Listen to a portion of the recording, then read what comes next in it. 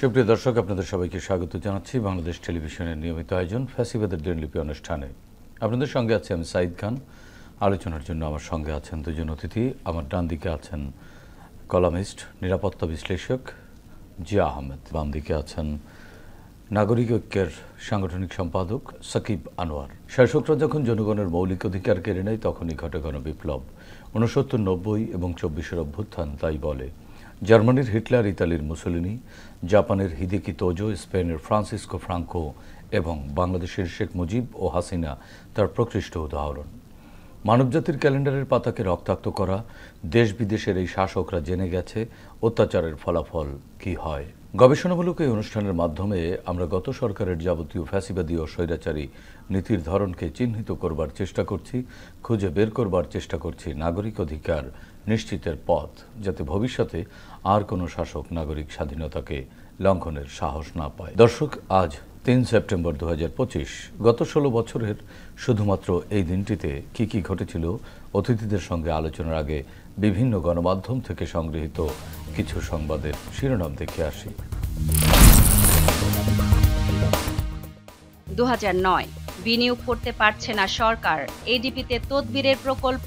2010 সেই আত্মস্বীকৃত দুর্নীতিগ্রস্ত কর্মকর্তাদের পদোন্নতি হচ্ছে। 2012 দুর্নীতির মাধ্যমে সরকার দেশের অর্থনীতি পঙ্গু করে দিচ্ছে।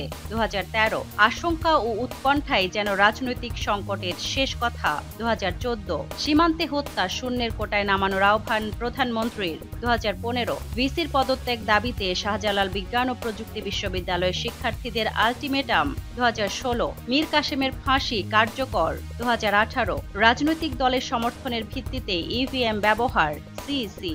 2019 পাবলিক বিশ্ববিদ্যালয়ের চিত্র, শিক্ষা কার্যক্রমে নেই শিক্ষক। 2020 সিনহা হত্যা নিয়ে সেনাপ্রধান, জঘন্যতম ঘটনার দৃষ্টান্তমূলক শাস্তি দিতে হবে। 2021 মামুনুল হককে খুলনা কারাগারে স্থানান্তর। 2022 ছাত্রলীগের চাকরি নিয়ে ভাবতে হবে। 2023 ডেঙ্গুতে মৃত্যুহার সবচেয়ে বেশি বাংলাদেশে। দর্শক, আমরা দেখে নিলাম 2009 সাল থেকে 2024 সালের জুলাই মাস পর্যন্ত ওই রিজিমের সময় কি কি ঘটেছিল। এবার বিস্তারিত আলোচনা শুনব বিভিন্ন সংবাদের শিরোনামের উপর ভিত্তি করে। প্রথমে জিয়া আহমেদ, আপনার কাছ থেকে শুনতে চাচ্ছি। 2009 সালের একটি সংবাদের শিরোনামে আমরা দেখছি বিনিয়োগ করতে পারছে না সরকার, এডিবিতে তদবিরের প্রকল্প। এটি একটি জাতীয় দৈনিকের সংবাদ শিরোনাম ছিল। জাতীয় উন্নয়ন পরিকল্পনা লবিং তদবিরের উপরে ছেড়ে দিয়েছিল কিনা সরকার, না এটি ওই সময়ের সরকার চেয়েছিল যে তার দলের বা তার যারা খুব কাছের তারাই এই কাজগুলো নানানভাবে বাগিয়ে নেয়? এটা দুটো দিক রয়েছে। প্রথম দিকটা হলো যে আপনি প্রকল্প নির্ধারণ বা আপনি কিভাবে একটা প্রকল্পকে বাস্তবায়ন করবেন সেটাকে আগে প্রথমে চিহ্নিত করা এবং তারপরে সেটাকে বাস্তবায়ন। চিহ্নিত করার ক্ষেত্রে আপনার যেহেতু এই রেজিমে, গত রেজিমে আপনার যারা ছিলেন তারা ছিলেন জনবিচ্ছিন্ন, মোরলেস জনবিচ্ছিন্ন, তো সে কারণে তারা আপনার তাদের মন গড়া, তাদের ইচ্ছা অনুযায়ী তাদের যে ব্যবসায়িক বা অন্য ধরনের সুবিধা দিবে সেই ধরনের প্রকল্পগুলিকে তার এগিয়ে দিতেন। আর দ্বিতীয় জিনিসটা যেটা বাস্তবায়নের ক্ষেত্রে, সেখানে ধরেন টেন্ডার কিংবা বাস্তবায়নের যেসব পদ্ধতিগুলি রয়েছে সেটা তো তারা নিজেরাই করতেন। আপনার সে কারণে আপনার এই যে ধরেন বিনিয়োগগুলি হয়েছিল বিভিন্ন ক্ষেত্রে, বিশেষ করে ধরেন ইনফ্রাস্ট্রাকচার বিনিয়োগ, অবকাঠামো, সেসব ক্ষেত্রে আমরা সবসময় দেখেছি যে আপনার প্রয়োজনের জায়গাগুলিতে আপনার বিনিয়োগগুলি হচ্ছে না প্রপারলি, কিন্তু যেখানে প্রয়োজন নাই অপ্রয়োজনীয় জায়গায় বিশাল পরিমাণ বিনিয়োগ হয়েছে। এর প্রভাবটা কোথায় গিয়ে পড়ে? এর প্রভাবটা আপনার সারা দেশের সব কিছুতে আছে। আপনি ধরেন ঢাকার সাথে চট্টগ্রামের রাস্তাটা সবচেয়ে গুরুত্বপূর্ণ, আমাদের N1 বলে এটাকে। এরকম যে মূল সড়কগুলো সেগুলি আপনার গুরুত্ব কম পেয়েছে, এবং গুরুত্ব যেটুকু পেয়েছে সেটুকু আবার ধরেন ওই সময়কালে যারা ক্ষমতাশালী ছিলেন, রাজনীতির সাথে সংযুক্ত ছিলেন যেসব প্রকৌশলী ব্যবস্থাপক, তারা সেগুলোকে লুটেপুটে খেয়েছেন। বিকজ আপনার যখন মাথার পচন ধরে, আপনার লেজ পর্যন্ত তো সেটা পচন চলেই যায়। তো যেখানে প্রধানমন্ত্রী থেকে শুরু করে মন্ত্রিপরিষদের সব সদস্য দুর্নীতিতে আকণ্ঠ নিমজ্জিত ছিলেন, সে সময় আপনি মাঠ পর্যায়ের কর্মী, প্রকৌশলী কিংবা অন্যদেরকে আপনি সৎভাবে তারা কাজ করবে এটা আশা করতে পারেন না। আর তৃতীয় যেটা ছিল সেটা হলো যে এই কন্ট্রাক্টগুলি কিংবা এই টেন্ডারের মাধ্যমে যে কাজগুলি নিতেন, সেগুলিও নিতেন হচ্ছে এই আমাদের সেই সময়কালের তথাকথিত জনপ্রতিনিধি এবং তাদের আত্মীয় স্বজন কিংবা তাদের চাটুকারেরা। ফলে তারা কাজটা করে বা না করেই বিলটা নিয়ে যেতেন। এরকম বহু বহু অসংখ্য উদাহরণ রয়েছে। জি ভাই, ধন্যবাদ। সাকিব আনোয়ার, একই বিষয়ে আসলে ওই রেজিমের যে সব রেজিমে যারা সরকারের দায়িত্বে ছিলেন তাদের কি সৎ থাকবার সুযোগ ছিল, না তারা আগে থেকেই এভাবে দাসখত দিয়ে এসেছিলেন বা এভাবে করবেন বলে একেবারে সিলমোহর বা স্বাক্ষর করে এসেছিলেন? কোনটি? একটা সরকার যখন জনগণের ভোটে নির্বাচিত না হয় এবং সে জানে যে ভবিষ্যতে কখনোই আসলে তার পক্ষে জনগণের ভোটে নির্বাচিত হওয়া সম্ভব না, তখন সে একটা অলিগার্ক শ্রেণী তৈরি করে। স্বাভাবিকভাবেই তাদের সহযোগিতায় বা তাদের সমর্থন নিয়ে যতদিন পর্যন্ত ক্ষমতা টিকে থাকা যায়। শেখ হাসিনা 2024-এর 5 আগস্ট পর্যন্ত টিকে ছিলেন এবং তিনি খুব ভালো করে জানতেন যদি একটা নির্বাচন হয় তাহলে সেখানেই আসলে তার শাসনামলের পরিসমাপ্তি ঘটবে, এবং শুধুমাত্র তার শাসনামলের পরিসমাপ্তি না, তিনি যেভাবে আসলে আমরা যদি 2008 সালের নির্বাচনের পর থেকে 2014 পর্যন্ত ধরি, এই সময়টাতে আসলে তার সরকার যেভাবে কাজ করেছে, জনগণের উপরে যেভাবে নিপীড়ন নির্যাতন চালিয়েছে এবং বিশেষ করে বিরোধী মত দমনের জন্য যেভাবে আসলে তারা নির্যাতন চালিয়েছে, নিপীড়ন করেছে, এরপরে তাদের একবার পতন হলে আর জনগণের ভোটে অন্তত নির্বাচিত হয়ে ক্ষমতায় ফেরার সুযোগ নাই। তাহলে তাকে কি করতে হবে? এই অলিগার্ক শ্রেণীকে খুশি রেখে এবং এর পাশাপাশি রাষ্ট্রযন্ত্রের মধ্যে আপনার সিভিল ব্যুরোক্রেসি, তাদেরকেও খুশি রাখতে চেয়েছে, পাশাপাশি আইন শৃঙ্খলা রক্ষাকারী বাহিনী, এই সব কিছুর মধ্য দিয়ে তারা আসলে রাষ্ট্র ক্ষমতায় টিকেছিল। এই কারণে আসলে কোন ডেভেলপমেন্ট আসলে রাষ্ট্রের জন্য প্রয়োজন সেটার দিকে আসলে তারা দৃষ্টি দেওয়ার তাদের সুযোগ ছিল না, তাদের নিজেদের স্বার্থেই আসলে সুযোগ ছিল না। এরকম নানান প্রকল্পের তো আমাদের সামনে আছে। ওবায়দুল কাদের যখন মন্ত্রী ছিলেন 5 আগস্টের আগে, তখন তিনি নিজে তো স্বীকার করেছিলেন যে ওই বাস র্যাপিড ট্রানজিট যে প্রকল্প, এটা সরকারের জন্য একটা বিস্ফোরা হয়ে গেছে এবং এই প্রকল্প আসলে কোনো দরকার ছিল না। কত বছর, সম্ভবত 2014-15 দিক থেকে এই প্রকল্পটা শুরু হয়েছে, 2025 সালে এখন পর্যন্ত প্রকল্প শেষ হয় না। এবং তারা যখন শেষ পর্যন্ত যখন ছিল 5 আগস্ট পর্যন্ত, তার আগেই সম্ভবত 24-এই এই মন্তব্যটা ওবায়দুল কাদের করেছিলেন। তার 9 বছর 10 বছর চলে গেছে কিন্তু সেই প্রকল্প শেষ হয় নাই, যে প্রকল্পটা 3 বছরের মধ্যে শেষ হবার কথা। এই প্রকল্পের পেছনে ফিজিবিলিটি স্টাডি করেছে বিশেষজ্ঞ দল, তারা আসলে কি করেছে? এই প্রকল্পের যে কোনো লাভ নেই সেটি কি তারা বুঝতে পারেনি, না এই প্রকল্প একেবারে খোদ শেখ হাসিনার ইচ্ছায় হয়েছে? সত্য কথা বলতে ফিজিবিলিটি স্টাডি তো কোনো বিশেষজ্ঞ দল করে না আসলে, ওই সময় করে নাই। ওই সময়টাতে তো আসলে বিশেষজ্ঞ বাংলাদেশে একজনই ছিলেন, সব দিকে বিশেষজ্ঞ তিনি। আপনার চিকিৎসা খাতে কোনো একটা সমস্যা হবে, সেটাও শেখ হাসিনা, তিনি একজন চিকিৎসক হিসেবে তখন তিনি আবির্ভূত হতেন। এমনকি কখনো কখনো তো জিনিসপত্রের দাম বেড়ে গেলেও তিনি রেসিপি নিয়ে হাজির হতেন, তখন তিনি আবার একজন শেফের ভূমিকায় অবতীর্ণ হতেন। ফলে সব কিছুর বিশেষজ্ঞতা আসলে শেখ হাসিনা এবং তার পরিবার। শুধুমাত্র তার কথা বললে তো চলবে না, তার পরিবারও আসলে, তার বোন, তার ভাগ্নি কিংবা তার ছেলে, তার মেয়ে, একটা কমিশন বাণিজ্য যে হয়েছে সেগুলো তো এখন প্রকাশ্য।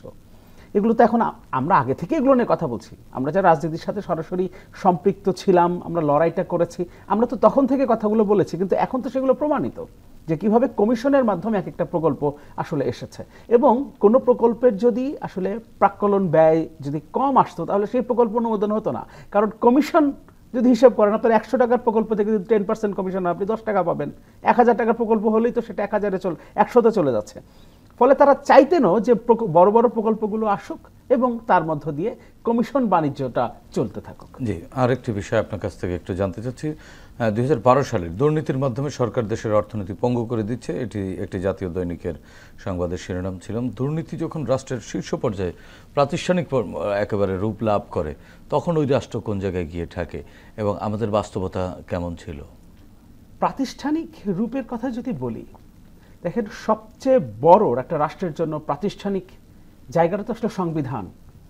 রাষ্ট্র কিভাবে চলবে সেটা তো আসলে সংবিধানের মাধ্যমে প্রাথমিকভাবে সবার আগে নির্ধারিত হয়। তিনি কিন্তু এই দুর্নীতিগুলোকে ওভারল্যাপ করবার জন্য গণতন্ত্র না উন্নয়ন, উন্নয়ন না গণতন্ত্র, এটিকে ছাপিয়ে তিনি বলেছিলেন, প্রচার করতেন সবার আগে উন্নয়ন, সবার আগে উন্নয়ন। এবং সেটাকে প্রাতিষ্ঠানিক রূপ এতটাই দিয়েছিলেন যে সেটার জন্য তারা কনস্টিটিউশন পর্যন্ত চলে গিয়েছিলেন। আমি বলি সবসময় এটা হচ্ছে ডিজাস্টার ক্যাপিটালিজম এক ধরনের।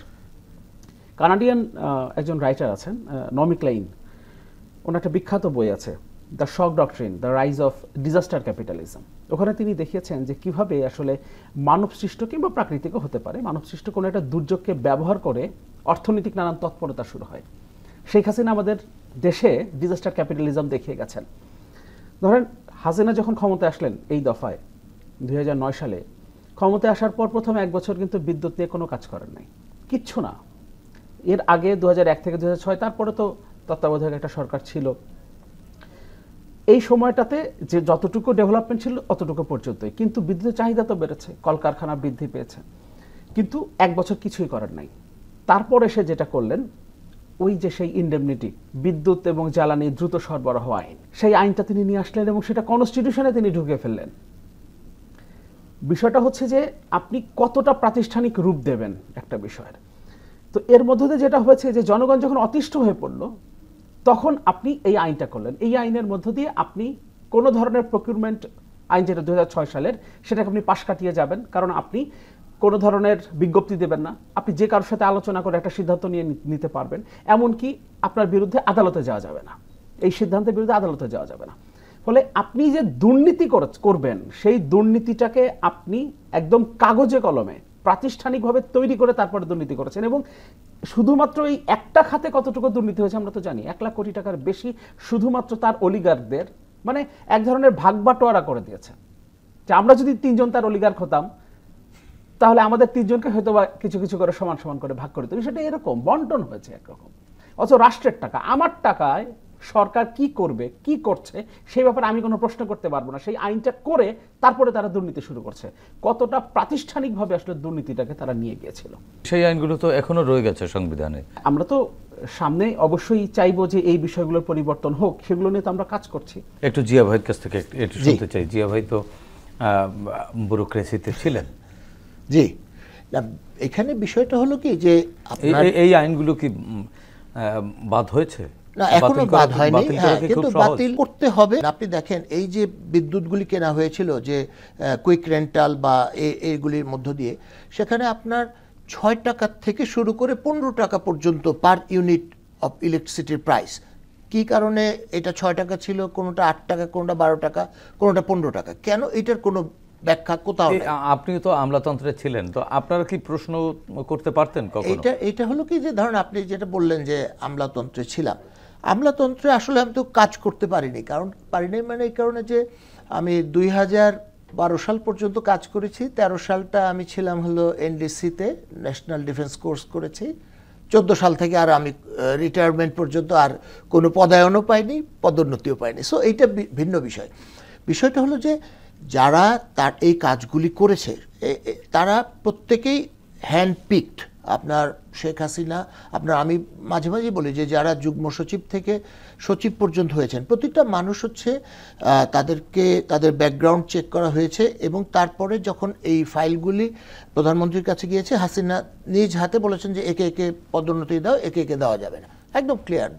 কারো পরিবারে যদি আপনার বিরোধী মতের কোনো রাজনীতিক থাকতেন, সেই পরিবার থেকে কেউ আর পদোন্নতি পেতেন না, চাকরিও পেতেন না।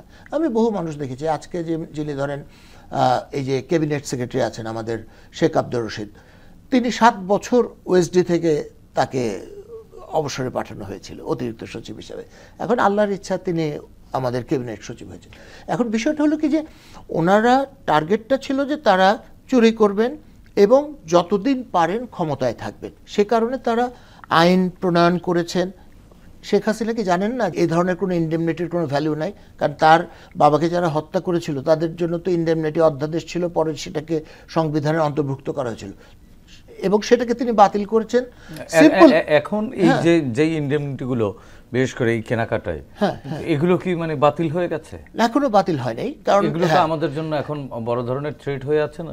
এখনো হয় কি যে আপনার সরকারকে তো কিছু পরবর্তী সরকার যদি এটি বাতিল না করে, এইটা সরকার আপনার যদি গণবিচ্ছিন্ন হয় কোনো সরকার, পরবর্তী সরকার বলেন বা তারপরের সরকার বলেন, তাহলে তারা বাদ করবে না। কিন্তু আমরা এবার তো ভোটাধিকার প্রয়োগ করব, আমাদের ইচ্ছা অনুযায়ী আমরা তাদের ম্যানিফেস্টো দেখব, তারপরে আমরা নির্বাচিত করব আমাদের প্রতিনিধি। আমরা এমন মানুষকে নিশ্চয়ই নির্বাচিত করব না যারা জাতীয় স্বার্থে আপনার কম্প্রোমাইজ করবেন দুর্নীতির সাথে, এরকম আমি মনে করি না। সে কারণে আমরা ভীষণভাবে আশাবাদী যে সামনের যে সংসদ বসবে তারা এই ধরনের গণবিরোধী সব অধ্যাদেশ, আইন, অ্যাক্ট সবগুলোকে বাতিল করে দেবেন এবং জনগণের যে প্রত্যাশা সে অনুযায়ী কাজগুলি করবেন। জি ভাই, আরেকটি বিষয় আপনার কাছ থেকে একটু আলোচনা শুনতে চাই। 2014 সালের একটি সংবাদ, সীমান্তে হত্যা শূন্যের কোটায় নামানোর আহ্বান প্রধানমন্ত্রীর, ওই সময় প্রধানমন্ত্রী ছিলেন শেখ হাসিনা। বাস্তবে কি শূন্যে নেমেছিল না বেড়েছিল? আমি একটা কার্টুন দেখেছিলাম, সেই কার্টুনটাতে আপনার ভারতীয় বিএসএফ যেটা তাদের রূপ তুলে ধরা হয়েছিল যে চায়নার সীমান্তে ভারতের বিএসএফ এর রূপটা হলো বিড়ালের মতো, পাকিস্তান সীমান্তে এটা হলো একটা শিকারি কুকুরের মতো, আর বাংলাদেশ সীমান্তে বাঘের মতো। আমাদের এই যে দেখেন সীমান্ত বিরোধ তো সব দেশ প্রতিবেশীদের মধ্যে কম বেশি থাকে। আপনার চায়নার সাথে যখনই ভারতের বিরোধ হয় তখনই ভারতের কয়েক হাজার কিলোমিটার জায়গা চায়নার দখলে চলে যায়। পাকিস্তানে যদি ওরা একটা গুলি করে পাকিস্তান সীমান্তে, পাকিস্তান থেকে দুইটা তিনটা গুলি করে। সো ওই জায়গাগুলিতে একটা ব্যালেন্স রয়েছে। সবাই জানে যে আমি যদি সীমান্তে গুলি করি, মানুষ মারি, আমার একটা মানুষকে তারা মেরে ফেলবে। আমাদের বাংলাদেশে আপনি দেখেন যে অ্যাভারেজে প্রতিদিন একটা করে গড়ে মানুষ মারা গেছে।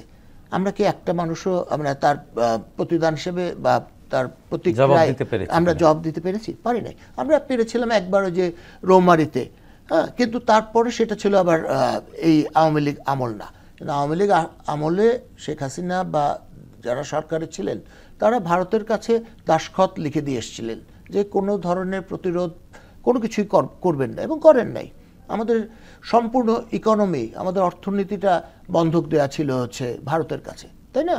তো এখানে আপনি যেখানে আপনি আপনার প্রাণ সঞ্জীবনী রস সেটার সোর্সটাকে আপনি ভারতের কাছে দিয়েছেন, সেখানে একজন দুইজন রহিম, করিম, জয়নাল মারা গেল কি না গেল এটাতে কি ক্ষমতার শীর্ষে থাকা যারা মানুষ তাদের কোনো গায়ে লাগে না?